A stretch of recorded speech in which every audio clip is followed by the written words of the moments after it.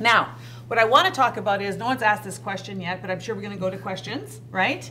But I want to talk about something that's very interesting that we are just learning too, because remember, in science, you're always learning every single day as more information comes. Now, people have asked about reapplication of sunscreen. And they're asking about, do I need to reapply sunscreen when I have makeup on? And how often? Well, we have some good news and some controversial news. I can't wait to share it with you, actually. Look, this is really our opinion, and it was also reviewed the same way if you know of the journals that we have looked at. Some people may disagree, but I think that is the right way, scientifically. So, the scientific journals are now coming out with results of reapplication of sunscreen. And the protocol that they're using is this. They put the liberal amount of sunscreen on your skin, right? And then 20 minutes after, 15 to 20 minutes after the first application, they do a secondary application. So that's called apply twice. And then technically, you're good to go. You don't have to reapply later on in the day. You only need to reapply your sunscreen if you are sweating, swimming, or toweling it off. Right. So this means when you put your sunscreen on, so this is how I envision it for all of you makeup users out there. This is how I envision it. You're going to put your SPF on. So you do your skincare routine, you've cleansed, you put your vitamin C on, you put your sunscreen on. Sunscreen 25, sunscreen 30. Then you put a foundation on a few minutes later. Maybe your foundation is a 15 or a 20. That's your second application. That means that if you don't touch your makeup all day, if you're not wiping it off or you're not sweating it off, you don't actually have to reapply your sunscreen all day long. I think this is quite remarkable because a lot of people are fretting over, do I take all my makeup off, put it, reapply on, this is too hard, and they start worrying, or they start spraying sunscreen over their makeup and they're creating more of a mess. So if you are not swimming, if you are not sweating it off, if you're not toweling your makeup or your sunscreen off, you're good for the 5 or 6 hours that day that you're out, right? Because when you think about an SPF of 30, plus another SPF of 15, you kind of have doubled your SPF within that first application. So this new science talking about the apply twice at the start is now good enough to take you through the day. Yeah. Remember, as Manuela said, apply once 15 to 20 minutes before you go and get your first sun exposure, and then apply it again, okay? And this way, you're good to go. Unless you dive in the pool or you're playing, say, tennis outside and you're sweating and you're wiping. So this way, it's all that protection is gone. You need to reapply it. Otherwise, you're good to go. You're good to go. And also, you must, now, the other time is you are going to reapply your sunscreen if you are sweating, if you are at the beach, if you're going into a swimming pool. Regardless of what SPF you're using, you are reapplying after that, right? So you've gone for your swim, you come out of the water, you towel yourself dry, then first thing you do is you grab that SPF and you put that on, you put that back onto your skin. Then you're fine. You don't want to go more than 15, 20 minutes once you've come out of a sweaty swimming situation without sunscreen. That is a bit of a window that you have, a 15, 20 minute period, a grace period, but it's very small window. So try to reapply it at that point, right? Even if you've applied twice in the morning, it's not going to cover you if you've gone and actually washed it off or had it actually be wiped off. You know what's the best way to think about it? Think about a scent or a perfume or cologne that you put on your skin. The smell is going to last for a while. Unless you wash your skin, unless you wipe it off, okay? So it's the same as the sunscreen. Okay. As long as it's there on your skin, it's doing its job. Unless you wash it away and wipe it away, then you're good to go. But I'm really excited about this one with the question that we get about makeup. You know, how long do I have to reapply? Do I have to reapply my SPF in the afternoon if I put my makeup on at 8 o'clock in the morning? You don't.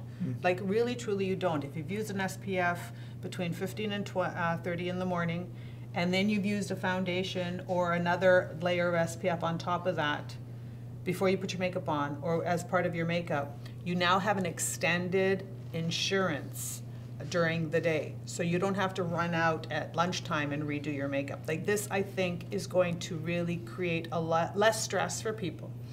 But remember, if you are wiping it off, you could even reapply your foundation, which will still be but make sure you're using makeup with an SPF. This only applies if your makeup has an SPF. If your makeup does not have an SPF, you still need an SPF, okay? Now, we're open up for do we have any questions? Oh, we have questions. All right, who's first? If I don't go out and still staying at home until 4 p.m., should I still use sunscreen at home? If I don't go out and stay at home till 4 p.m., should I still use sunscreen? No, unless you want to have that UVB protection, blue light protection.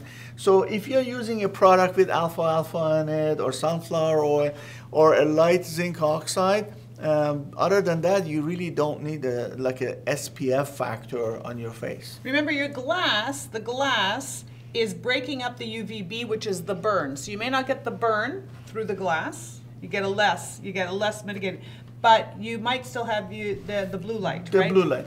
The blue light is the one that you need to always be concerned. Doesn't matter if you're in or out. You need to have something some protection for the blue light. Are there any restrictions on titanium dioxide for sunscreen globally? Are there any restrictions for TiO2 globally? I think there's a maximum dosage that is allowed in the products. Other than that, not to the best of my knowledge. But to the best of my, and I'm going to just verify this, but TiO2 does cause sensitivity in some skins. Listen, sensitivity is, there's no magical rule. There is no specific test that I can do to say that your skin is going to be allergic to this ingredient and somebody else's skin is not. We don't have that technology yet. So it's try and error. If your skin is reactive to titanium dioxide, in my opinion, it doesn't matter if it's 4% or 5% or is actually 20%. Your skin is going to react if you have sensitivity. So try to go with zinc oxide. Yeah. It's a much better choice. I'm not trying to shoot down the titanium dioxide world, but zinc oxide is just simply a better ingredient. So TiO2 is something that we used to use in a thing called sunglasses for the skin, right? And correct me if I'm wrong, but was it sunglasses for the skin from Merck? Wasn't it TiO2 encapsulated in glass so that you could still get the benefit? It had octyl methoxycinnamate in it as well. So it had some chemical skin. So see, we want to minimize the exposure of these chemicals to your skin because they are good in terms of protecting you from the sun, the UVB or UVA, etc. But they may sensitize your skin.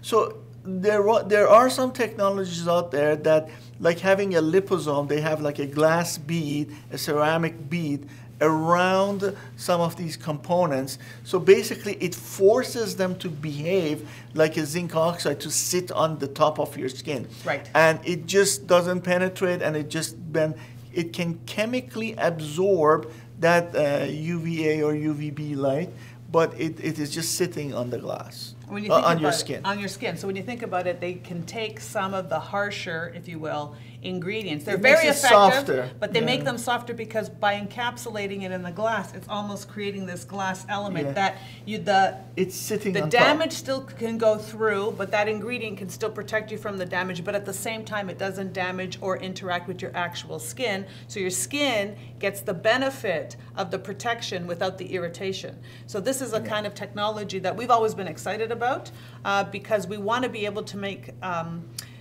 elements for your skin that are calming and soothing, because having that peace and that calm and the less stress, then you can go into a healthier building of the skin or healthier benefits without the side effects. Yeah. Think about it that way. Any other question? I'm using sunscreen that's breaking me out. What ingredients should I look for to prevent this? I'm using sunscreen that's breaking me out. What ingredients should I look for that's going to prevent this? Oh, that's a very, very tough question, because When you look at the sunscreen formulation, so even if you go and look at the key ingredient as a sunscreen active, it may be, for example, octyl methoxycinnamate. That does not mean you're breaking out because of that active. It could be because of how that sunscreen was formulated. You have to look at all the inert ingredients in that formulation. But I suspect is something that is heavy. It's probably you're using a sunscreen that is waterproof. Some of them tend to use a lot of silicones in there, Yeah. and they will form like a very occlusive barrier on your skin, will sometimes interfere with the microflora of your skin, with the stratum bifidum of your skin, with all those good bacteria, and also they don't let your skin breathe as well, so your skin breaks out. Try to go with a product that is more zinc oxide based, Yep.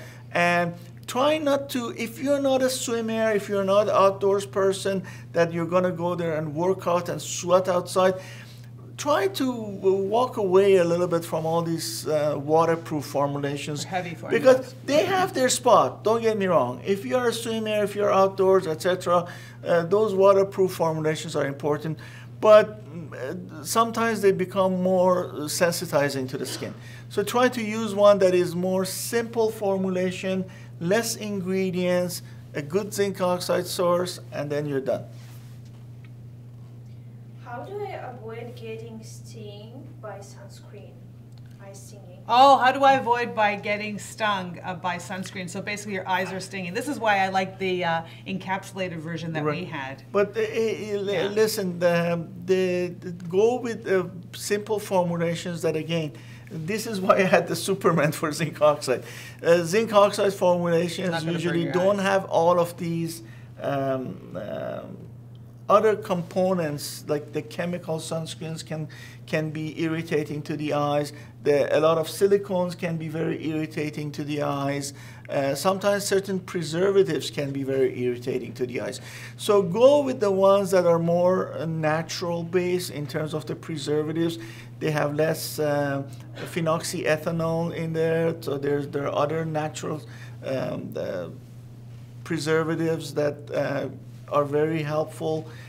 Try to go with that route, and also not too much oil and too much silicones. Those are the ones that can irritate your eyes. I found too that the cinemates irritate the eyes as well. They do irritate the eyes. So look at the back of the inky, look at the back of the ingredients, and if you see any ending that says mate or cinemate, don't use that sunscreen or don't use it around your eyes. Right. Okay? So just use it up to this area. But if you're putting it around your eyes, chances are, especially with a silicone base of a sunscreen, it will creep. Creeping means it's going to slowly leak into the eye area. Or you put it on and then later on in the day you touch your eye, you're burning your eye, right?